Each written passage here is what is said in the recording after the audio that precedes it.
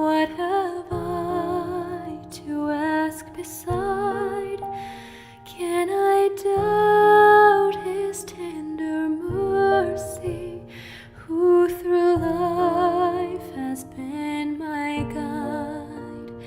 Heavenly peace, divinest comfort, here by faith in him to dwell. 안녕하세요. 날마다 기막힌 정오의 박지원 목사입니다. 오늘도 새로운 하루 주님의 은혜와 평강이 여러분들과 함께 하시기를 주님의 이름으로 기도하겠습니다. 지금 날마다 기막힌 정오 촬영하는 시간이 아침 7시 30분입니다. 아침에 새벽 예배를 드리고 또 묵상하면서 걸으면서 오늘 말씀 전하는 것을 한번 리마인드하는 시간을 갖는데요. 아무래도 한국보다 뉴질랜드가 3시간이 빠르기 때문에 이렇게 촬영하고 편집해서 이 정오에 올리는 것이 이제는 좀 가능할 것 같습니다. 그래서 날마다 기막힌 정오에 맞는 정오의 시간에 여러분들을 찾아뵐 수 있도록 노력하도록 하겠습니다.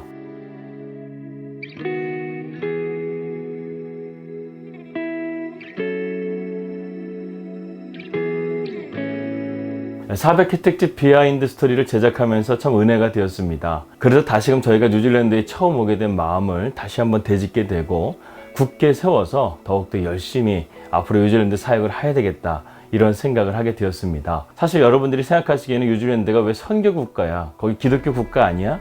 이렇게 생각할 수가 있는데요. 제가 이곳 뉴질랜드에 와서 알아본 바에 의하게 되면 여러분들이 말씀하셨던 대로 뉴질랜드는 기독교 국가가 맞지만 실제적으로 주일날 교회에 나가는 출석수는요, 전 국민의 5%도 안 된다고 합니다. 그만큼 그들은 예수님을 믿는다고 하면서도 삶으로 그것이 따라주지 못하는 그런 껍데기와 같은 믿음의 고백을 하고 있다는 것이죠. 또한 이곳 뉴질랜드는 233개의 언어를 가진 민족들이 함께 살아가고 있습니다. 그만큼 다양한 민족들이 어울려 살아가고 있는데, 그러다 보니까 도덕이라든가 윤리에 대한 이런 질서적인 부분들도요, 많이 파괴되었습니다. 그래서 지금 뉴질랜드는요, 낙태법을 허용했을 뿐만 아니라 동성연애법도 지금 합법화된 그러한 나라가 되어버렸습니다. 하나님께서 기뻐하지 않으시고 하나님께서 가증스럽게 여기는 일들을 이들은 합법적으로 하고 있다는 것입니다.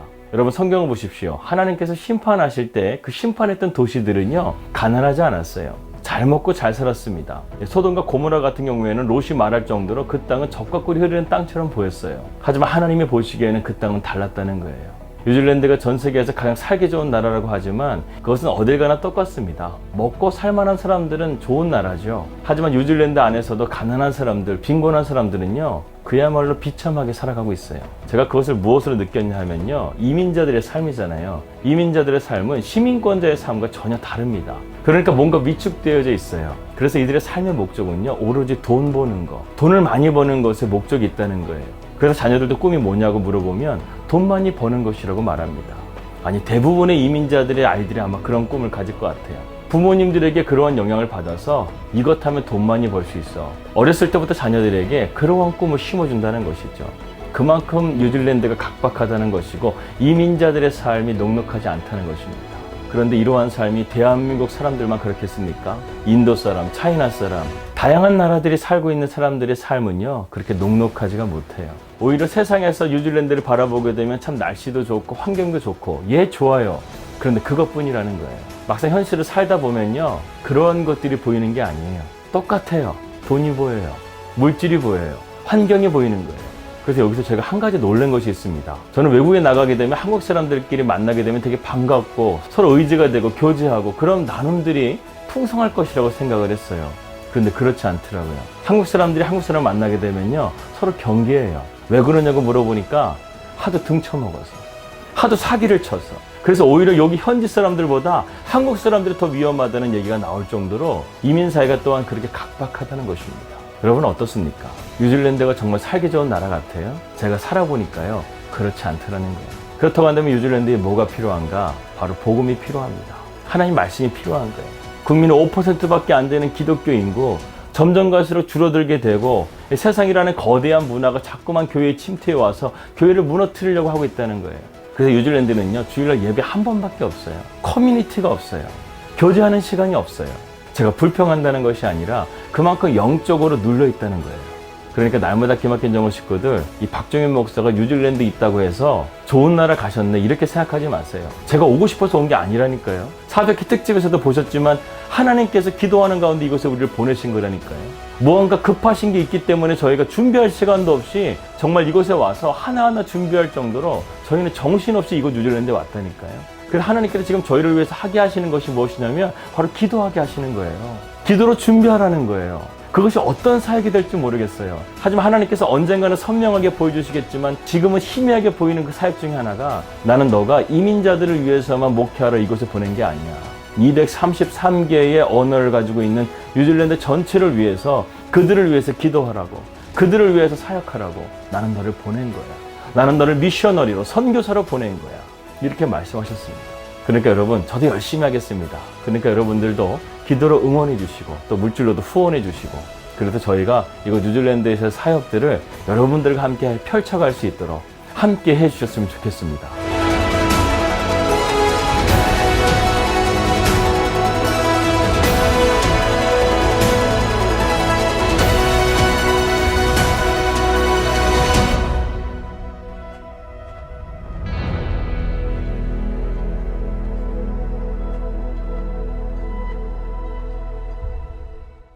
예, 말씀 들어가도록 하겠습니다. 여러분, 슬럼프라는 말을 들어보셨나요? 원래 슬럼프라는 것은 갑자기 성적이 부진한 운동선수들에게 자주 쓰이는 말이라고 합니다. 하지만 이러한 개념이 오늘날 일반인들에게도 쓰이고 있어요. 채용 전문 업체인 코리안 리크루트에 의하면 직장인들의 대다수 97%가 이러한 슬럼프들을 다 한 번씩 경험했다고 말하고 있습니다. 그 원인이 5가지가 있다고 합니다. 그 첫 번째는 무엇이냐면 피로 누적이라는 거예요. 과도한 업무량이 슬럼프에 영향을 준다는 것이죠. 두 번째는 변화의 부작용입니다. 새로운 환경에 대한 변화에 적응하지 못하게 되면 이러한 슬럼프가 찾아온다는 거예요. 세 번째는 심리적인 압박입니다. 이것은 눈에 보이지 않는 원인으로서 가령 최고의 스타 선수가 자기의 그 자리를 지키기 위해서 심리적인 압박을 받을 수 있다는 것이죠. 그리고 네 번째는 집중력의 부족입니다. 운동선수들이 긴장감이 떨어지게 되면 이런 슬럼프에 빠지듯이 일반인들도 이러한 긴장감이나 집중력이 떨어지게 되면 이 슬럼프에 빠진다는 것이죠. 다섯 번째는 인간관계의 갈등입니다. 가장 많은 슬럼프의 원인이라고 할 수 있는데요. 직장인들이 보통 스트레스를 받는 것 중에 일에 대한 부분은 20%밖에 안 되는데 인간관계에 대한 갈등 때문에 스트레스 받는 것이 무려 80%가 나왔습니다. 그만큼 사람과 사람 사이의 관계가 슬럼프에 큰 영향을 준다는 것을 우리는 알 수 있다는 것이죠. 그런 가운데 오늘 본문의 말씀을 한번 살펴보겠습니다. 왜 제가 이 본문과 슬럼프를 연결시키는가? 한번 말씀을 볼까요? 내가 그리스도의 복음을 위하여 드로아의 이름에 주 안에서 문이 내게 열렸으되 내가 내 형제 디도를 만나지 못하므로 내 심령이 편하지 못하여 그들을 작별하고 마케도냐로 갔다. 이렇게 말씀하고 있습니다. 바울이 지금 고린도 교회에 대해서 잘 설명하고 있다가 갑자기 자기의 거취에 대한 문제를 말하고 있습니다. 왜 갑자기 이 부분을 집어넣었는가? 오늘은 그 배경에 대해서 한번 설명을 드리려고 합니다. 바울은 지금 에베소에 있다가 드로아로 복음을 증거하러 갔다는 거예요. 복음의 문이 잘 열리고 복음이 잘 증거되고 있는데 갑작스럽게 바울이 그것을 중단하고 마케도냐로 와서 디도를 기다리고 있었다는 것입니다. 정말 복음에 매여서 복음에 미친 사람처럼 복음을 증거했던 그 열정적인 바울이요, 복음이 막힌 것도 아니고 복음이 열렸는데도 불구하고 중도에 포기하고 마케도냐로 돌아갔다는 거예요. 한마디로 말해서 지금 바울이 초점이 흐려졌다, 아니 슬럼프에 빠진 것이라고 저는 생각이 듭니다. 전혀 바울 같지 않은 모습을 우리에게 보여주고 있는 거예요. 그러한 배경이 무엇이 있을까? 첫 번째는 무엇이냐면 고린도 교회에 대한 그의 낙심이었습니다. 그가 눈물로 세운 고린도 교회에 많은 문제들이 있을 뿐만 아니라 자기가 그 문제를 해결하려고 고린도 교회에 갔는데 그들이 바울을 쫓아냈다는 거예요. 바울은 그것이 너무나 마음이 아팠어요. 그래서 바울이 에베소에서 다시금 눈물로써 고린도 교회에 편지를 보내고 그 다음에 그가 드로아로 가서 복음을 증거했다는 거예요. 그의 마음이 어떻겠습니까? 그리고 또 한 가지의 사건이 있었습니다. 그것은 무엇이냐면 에베소 지역에서 일어난 사건이었어요. 에베소 지역에 은세공장으로 있었던 데메드리오에 의해서 바울이 어려움에 처하게 됩니다. 여기서 잠깐 데메드리오를 소개해 드린다고 한다면 그는 사도행전 19장에 나오는 인물입니다. 그는 에베소의 은세공장이로서 우상을 만드는 자였어요. 그는 아데미 여신상과 신전의 모형을 만들어서 불을 축적하는 사람이었습니다. 그런데 바울의 복음에 의해서 우상은 사람이 만든 것이기 때문에 신이 아니다, 이렇게 말하고 나니까요, 그의 수입이 줄어들게 된 것입니다. 그래서 데메드리오는 자기와 함께 세공장일을 하고 있는 자들과 함께 결집해서요, 바울을 죽이기로 작정한 거예요. 그리고 그들의 행동에 들어갔습니다. 사람들을 선동해가지고요, 바울을 잡으려 했다는 거예요. 그런데 그들이 바울을 찾지 못하고 바울과 함께 동역했던 가이오와 아리스토고를 납치합니다. 마치 공산당에서 말하는 인민재판과 같은 것을 벌이기 시작해요. 이 소식을 들은 바울은 자신 때문에 지금 무고한 가이오와 아리스토고가 끌려갔다는 얘기를 듣고 그리로 가서 그들을 구하려고 합니다. 그런데 에베소 교회 성도들이요, 그러한 바울을 만류합니다. 왜냐하면 바울이 그곳에 가게 되면 사자굴에 들어가는 것과 똑같기 때문에 그렇습니다. 죽는 거예요. 한편 영국장의 분위기는 심상치가 않았습니다. 이스라엘 사람들이 가만히 보게 되면요, 군중 심리가 상당히 강합니다. 그래서 무슨 일이 벌어지게 되면 되게 궁금해가지고요, 사람들이 금방 모이는 거예요. 갑자기 에베소 지역에 소란이 일게 되고 영국장에 무슨 일이 있다는 얘기를 들으니까요, 벌떼같이 사람들이 모여서요, 왜 모였는지도 모르는 상태에서 그 영국장에서 벌어지는 일들을 지금 보고 있다는 것입니다. 사람들이 가득했다는 거예요. 이제 가이오와 아리스토고는 군중 심리에 의해서 돌에 맞아 죽거나 억울하게 누명을 씌워서 로마의 법에 의해서 죽을 수 있는 그런 위기 가운데 있었습니다. 그런데 여기서부터 상황이 바뀌기 시작해요. 에베소의 대부분의 사람들은 헬라인이었습니다. 그래서 그들은요, 유대인들과 그리스도인들에 대해서 잘 구분을 하지 못했어요. 그래서 자칫하다가 밀란이 나가지고 이 소동의 원인이 유대인들에게 되어지게 되면 로마의 미운 털이 박히게 된다는 것에 대해서 상당히 두려워했습니다. 그래서 그들은 이 문제를 부드럽게 해결하기 위해서 그 당시에 달변가였던 구리세공자 알렉산더에게 이 문제를 맡겨가지고 풀어가려고 했다는 거예요. 너가 말 잘하잖아.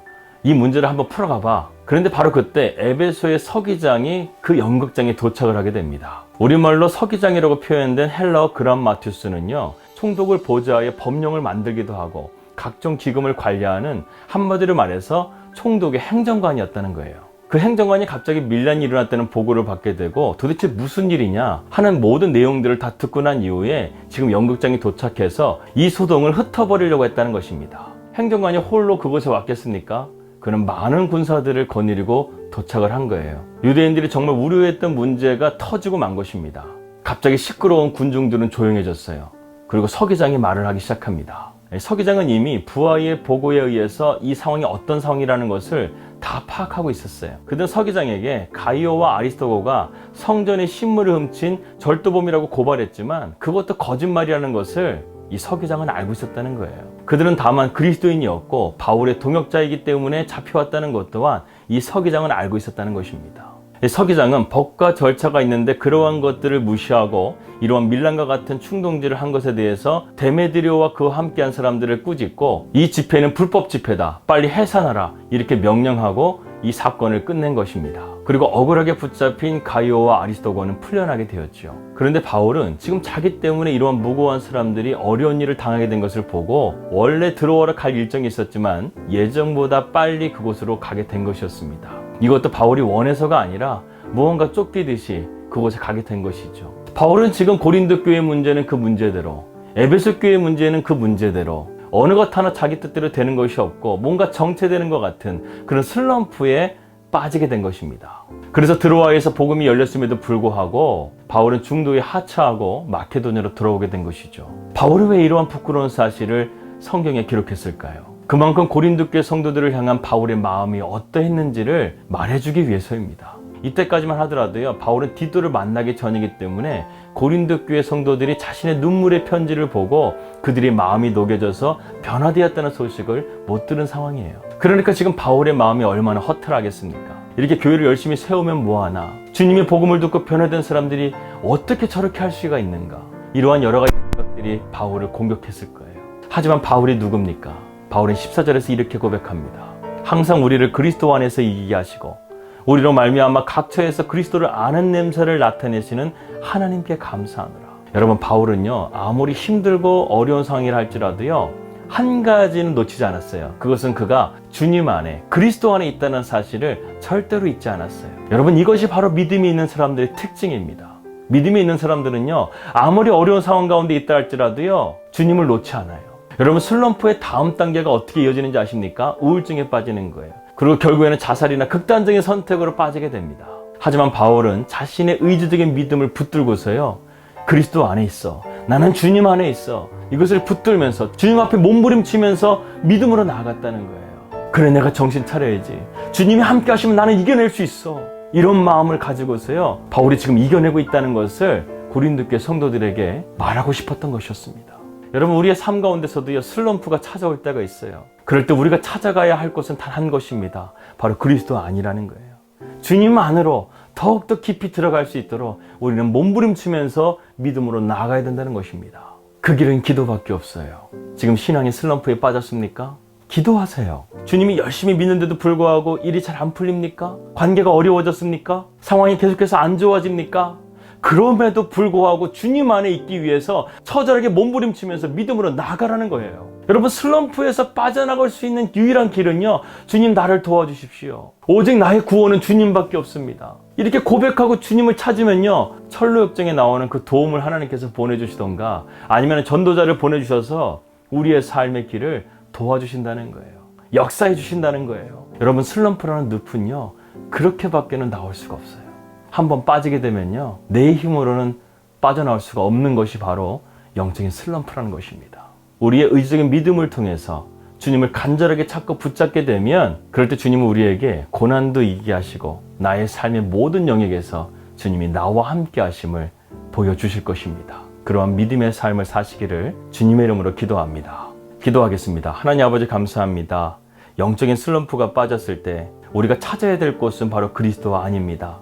주님 안에 있을 때 우리는 믿음으로써 그것을 이겨낼 수가 있습니다. 지금 영적인 슬럼프에 빠져 있는 자들을 위해서 기도합니다. 주님을 찾게 하여 주시옵소서. 기도하게 하여 주시옵소서. 믿음을 갖게 하여 주시옵소서. 우리가 거기서 벗어나와 영광의 그 길, 믿음의 그 길을 온전하게 걸어가게 하여 주시옵소서.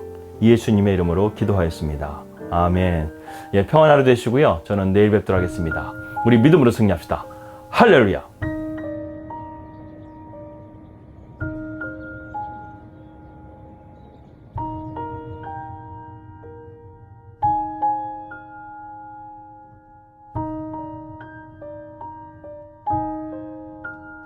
All the way my Savior leads me. What have I to ask beside? Can I doubt His tender mercy, who through life has been my guide? Heavenly peace, divinest comfort, here by faith in Him to dwell.